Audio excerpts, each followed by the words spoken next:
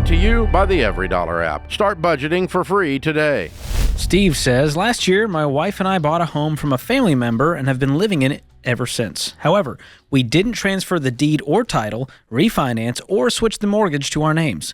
Technically, the house still belongs to him and his wife because we wanted to keep their 3% mortgage rate instead of the 6 to 7% rate we were quoted.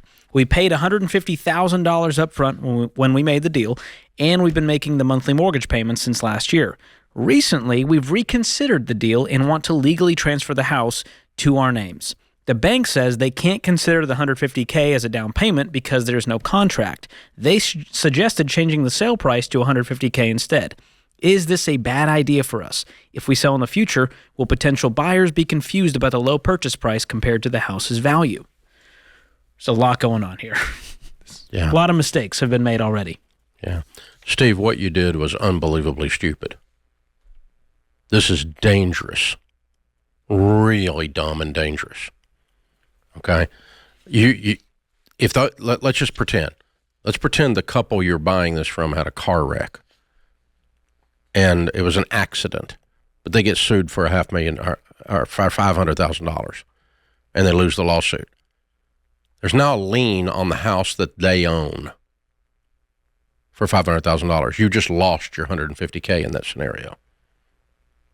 Oh, if the bank discovers you've done this, that the mortgage is with, they're going to call the loan 100%. You have to pay the whole stinking thing off in 30 days or they're going to start foreclosure.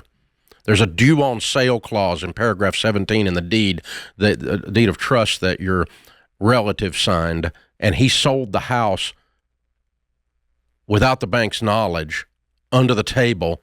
And when they discover that, they'll call the whole mortgage and foreclose on him and take your house that you put $150,000 down on. Dumb.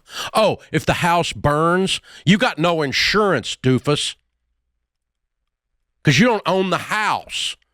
And their homeowner's insurance doesn't cover you as a renter. They had to transfer that to fire and EC, and they didn't do that either. A landlord policy. So you guys have just lined up stupidity in a row and knocked it over like dominoes. Dangerous. All so you could get a 3% mortgage that isn't even yours. You're killing me, dude. You're killing me here. Wow.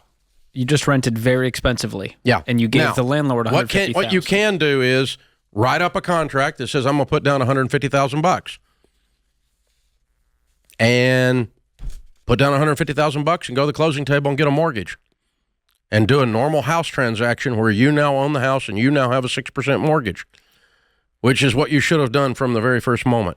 And if you don't and you want to just transfer it and just take over, you can't take over the mortgage, get a new mortgage in the amount of the mortgage, what the bank is suggesting to you, that's fine too. I don't care. Get this house in your name now and shut up about your interest rate. You've got a whole lot more at risk than 3% here with the level of dumbness that y'all have engaged in here. Gee, man. Just unbelievable. Question, Dave. You can't just make up crap like this. You have no idea what the implications are. So, obviously. He put in $150K. Would he have to get that back and then put it back in? Well, you could just show it on a closing statement as a down payment. I mean, you just show it on the closing statement because it's already been transferred to the owner, reduce what the owner is going to receive. It can show, but you have to have a contract that says this, and you can't have two contracts. It's called dual contracts. That's fraud. You can't have one you show the bank and one that's the real deal.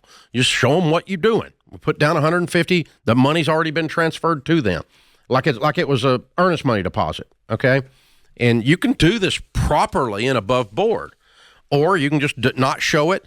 Now, if you buy it and you record the deed at the lower price, to your other question, it does not affect the value of the property whatsoever. If you buy a $500,000 house for $350,000, it does not make the $500,000 house worth $350,000. It makes it worth $500,000 because it was already worth $500,000. The house is not. Appraisals aren't done based on what you pay for it. Appraisals are done based on what other properties in the area sold that are similar. That's how appraisals are done.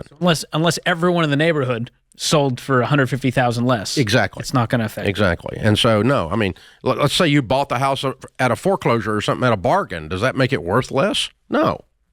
It's still worth what it's worth. You just got a deal. And so the last part of your question is not a problem at all. So if the bank, whoever the flip the bank is in this deal, wants to just give you a mortgage and put the property in your name at $150 off the price, and you guys go get a mortgage, that's fine. If you want to do a contract showing the total price and the $150,000 credit, you can do that too. Get with a title company. They can show you how to do that. It's not rocket science. But people, do not do these deals. Backwoods, Mississippi deals going on, man.